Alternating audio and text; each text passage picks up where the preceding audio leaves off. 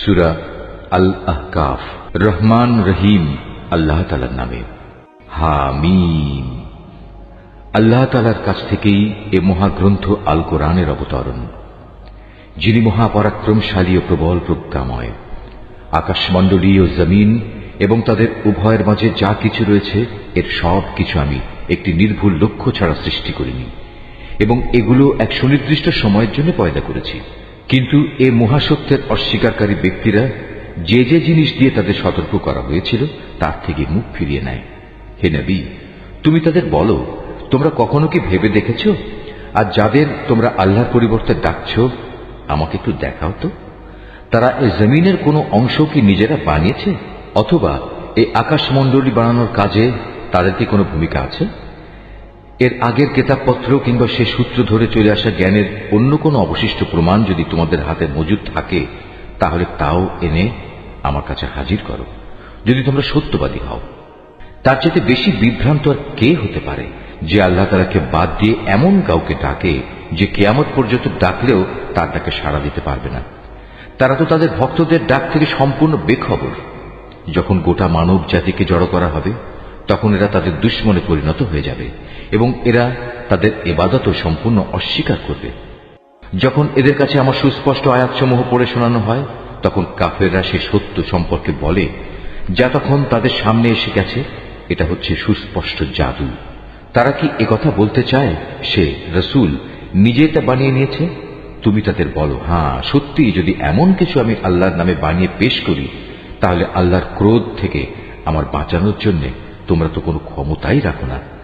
আল্লাহ তাআলা ভালো করে জানেন তোমরা এ ব্যাপারে কি কি কথা নিজেরা বানিয়ে বানিয়ে বলছো, এবং তোমাদেরও আমার মাঝে কে কথা বানাচ্ছে।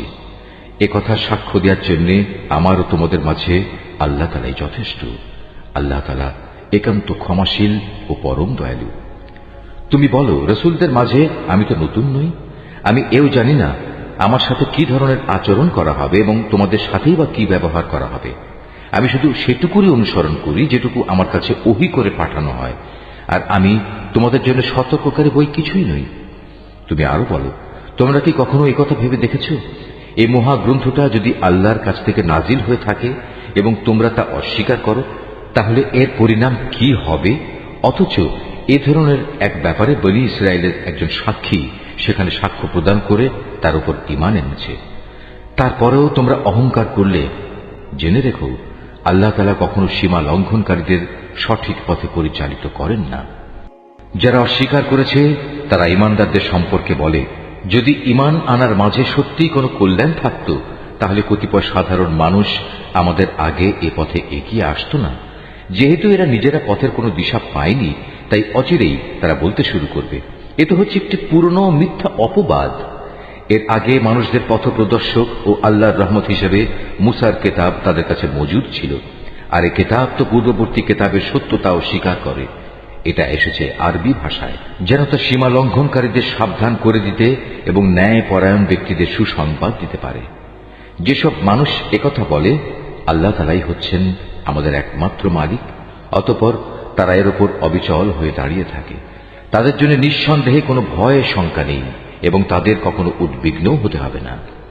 তারাই হবে জান্নাতের অধিকারী, সেখানে তারা চিরদিন থাকবে। এ হচ্ছে তাদের সেই কাজের পুরস্কার যা তারা দুনিয়ায় করে এসেছে।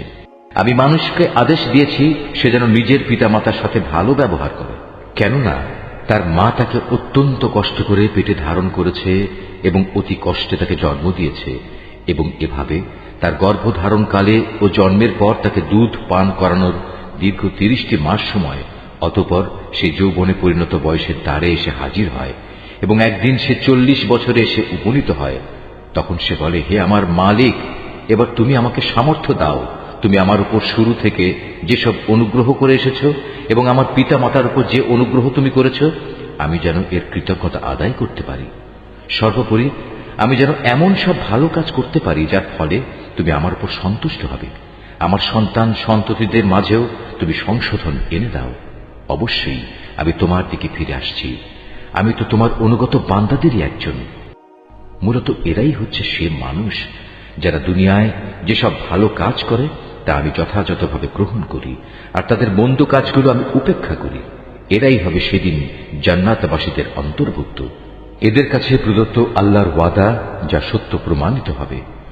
তবে সে ব্যক্তির কথা আলাদা যে ব্যক্তি নিজ পিতা মাতাকে বলে, তোমাদের ধিক, তোমরা উভয়ে কি আমাকে এই বলে প্রতিশ্রুতি দিচ্ছ যে আমাকে কবর থেকে বের করে আনা হবে, অথচ আমার আগে বহু সম্প্রদায় গত হয়ে গেছে যাদের একজনকেও কবর থেকে বের করে আনা হয়নি।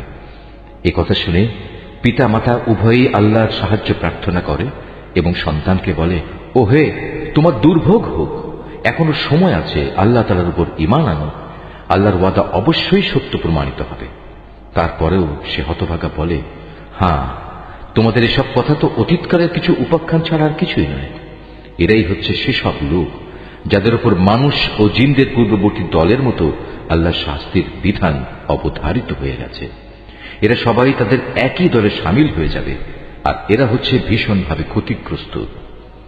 এই উভয় দলের প্রত্যেকের জন্যই তাদের নিজ নিজ কর্ম অনুযায়ী মান ও মর্যাদা রয়েছে। এভাবেই আল্লাহ তাআলা তাদের কাজের যথার্থ বিনিময় দেবেন, আর তাদের উপর কোন রকম অবিচার করা হবে না। যেদিন কাফেরদের জাহান্নামের জ্বলন্ত আগুনের সামনে এনে দাঁড় করানো হবে, তখন তাদের বলা হবে, তোমরা তো তোমাদের ভাগের যাবতীয় নিয়ামত দুনিয়াতেই বিনষ্ট করে এসেছ, এবং তোমাদের পার্থিব জীবনে সেসব নিয়ামত দিয়ে প্রচুর পরিমাণ ফায়দাও তোমরা হাসিল করে নিয়েছ। আজ তো তোমাদের জন্য রয়েছে এক চরম অপমানকর আযাব, আর তা হচ্ছে আল্লাহর জমিনে অন্যায়ভাবে ঔদ্ধত্য প্রকাশ করা এবং আল্লাহর সাথে তোমাদের বিদ্রোহমূলক কাজের শাস্তি। হে নবী, এদের তুমি আজ সম্প্রদায়ের এক ভাই হুদ নবীর কাহিনী শোনাও, যে আহকাফ উপত্যকার নিজ সম্প্রদায়ের লোকদের আল্লাহর আযাবের ভয় দেখাচ্ছিল। তার আগে পরেও আরো বহু সতর্ককারী নবী এসেছিল। তাদের মতো সেও বলেছিল, হে মানুষ, তোমরা এক আল্লাহ তাআলা ছাড়া আর কারো বন্দেগী করো না, আমি তোমাদের উপর একটি ভয়াবহ দিনের আযাবের আশঙ্কা করছি। এ কথা শুনে তারা বলল, আমাদের মাবুদদের বন্দেগী থেকে আমাদের ভিন্ন পথে চালিত করার জন্যই কি তুমি আমাদের কাছে এসেছ? যাও, যদি তুমি সত্যবাদী হয়ে থাকো তাহলে সেই আযাব নিয়ে এসো যার প্রতিশ্রুতি তুমি আমাদের দিচ্ছ। সে বলল, সে জ্ঞান তো একান্তভাবে আল্লাহ তাআলারই রয়েছে।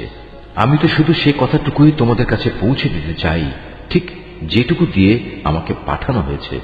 কিন্তু আমি দেখতে পাচ্ছি তোমরা দারুণ অজ্ঞানতার মাঝে নিমজ্জিত একটি গোমরা জাতি। অতঃপর একদিন যখন তারা দেখতে পেল বড় একটি মেঘ খণ্ড তাদের জনপদের দিকে এগিয়ে আসছে, তখন তারা সমস্যারে বলে উঠল, এ তো এক খণ্ড মেঘ মাত্র, সম্ভবত আমাদের উপর তা বৃষ্টি বর্ষণ করবে। হুদ বলল, না, এটি কোনো বৃষ্টি মেঘ নয়, এ হচ্ছে সে আযাবের বিষয় যা তোমরা ত্বরান্বিত করতে চেয়েছিলে। মূলত এ ছিল এক প্রলয়ঙ্কারী ঝড়, যার মাঝে রয়েছে ভয়াবহ আযাব।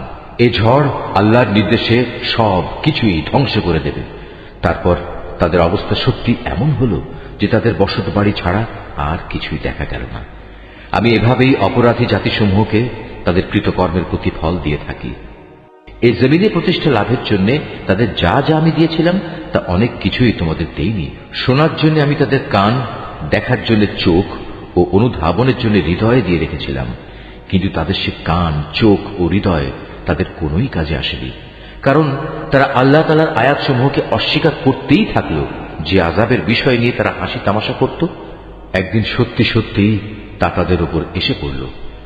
তোমাদের চারপাশের আরো অনেকগুলো জনপদকে আমি এই একই কারণে ধ্বংস করে দিয়েছি। আমি বারবার ওদের কাছে আমার নিদর্শনসমূহ বর্ণনা করেছি যেন তারা আমার দিকে ফিরে আসে। তারা কেন সেদিন তাদের সাহায্য করতে পারল না, যাদের তারা আল্লাহকে বাদ দিয়ে নৈকট্য হাসিলের জন্য মাবুদ বানিয়ে নিয়েছিল? বরং আযাব দেখে তারাও তাদের ছেড়ে উধাও হয়ে গেল। মূলত এ হচ্ছে তাদের আল্লাহ তাআলা সম্পর্কে মিথ্যা ও যাবতীয় অলীক ধারণার পরিণাম। একবার যখন একদল জিনকে আমি তোমার কাছে পাঠিয়েছিলাম, তারা তোমার কোরআন পাঠ শুনছিল, তখন তারা সেই স্থানে উপনীত হল। তখন তারা বলতে লাগলো, সবাই চুপ হয়ে যাও। অতঃপর যখন কোরআন পাঠের কাজ শেষ হয়ে গেল, তখন তারা এক একজন নিজের সম্প্রদায়ের কাছে আল্লাহর আযাব থেকে সতর্ককারী হিসেবেই ফিরে গেল। তারা বলল, হে আমাদের জাতি, আজ আমরা এমন এক গ্রন্থ ও তার তেলাওয়াত শুনে এসেছি যা মুসার পরে নাজিল করা হয়েছে।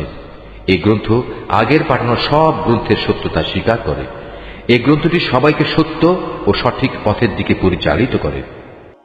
হে আমাদের জাতি, তোমরা সবাই মিলে আল্লাহর পথে আহ্বানকারীর এ ডাকে সাড়া দাও এবং তার রসুলের উপর ঈমান আনো। তাহলে আল্লাহ তাআলা তোমাদের যাবতীয় গুনাহ খাতা ক্ষমা করে দেবেন এবং তোমাদের কঠিন আযাব থেকে মুক্তি দেবেন। আর তোমাদের মাঝে যদি কেউ আল্লাহর পথের এই আহ্বানকারীর ডাকে সাড়া না দেয়, তবে তার জানা উচিত এই জমিনে আল্লাহকে ব্যর্থ করে দেওয়ার কোন রকম ক্ষমতাই সে রাখে না, বরং এই আচরণের জন্য সে আল্লাহর কাছে তার কোনই সাহায্যকারী পাবে না। এ ধরনের লোকেরা তো সুস্পষ্ট গুমরাহিতে নিমজ্জিত। এই লোকগুলো কি এটা বুঝতে পারে না যে মহান আল্লাহ তাআলা আসমান সমূহ জমিন বানিয়েছেন এবং এ সব কিছু সৃষ্টি যাকে সামান্যতম ক্লান্ত করতে পারেনি? তিনি কি একবার মরে গেলে মানুষকে পুনরায় জীবন দান করতে সম্পূর্ণ সক্ষম নন? হ্যাঁ, অবশ্যই তিনি সব কিছুর উপর ক্ষমতাবান। সেসব কাফেরদের যখন জ্বলন্ত আগুনের সামনে দাঁড় করানো হবে, তখন তাদের বলা হবে, আমার এই প্রতিশ্রুতি কি সত্য ছিল? তারা বলবে, হ্যাঁ, আমাদের মালিকের শপথ, এটা অবশ্যই সত্য। অতঃপর তাদের বলা হবে, এবার তোমরা শাস্তি উপভোগ করো, এবং এ হচ্ছে সে আযাব যা তোমরা অস্বীকার করতে। হে নবী, তুমি ধৈর্য ধারণ করো, ঠিক যেমন করে ধৈর্য ধারণ করেছিল আমার দৃঢ় প্রতিষ্ঠিত সাহসী নবীরা। এই নির্বোধ ব্যক্তিদের ব্যাপারে তুমি কখনো তাড়াহুড়ো করো না। যেদিন সত্যি তারা সেই আযাব নিজেদের সামনে দেখতে পাবে যার ওয়াদা তাদের কাছে করা হয়েছিল, তখন তাদের অবস্থা হবে এমন যেন দুনিয়ায় তারা দিনের সামান্য একটি মুহূর্ত সময় অতিবাহিত করে এসেছে। মূলত এটি একটি ঘোষণা মাত্র। এই ঘোষণা যারা প্রত্যাখ্যান করেছে তাদের ছাড়া আর কাউকে সেদিন ধ্বংস করা হবে না।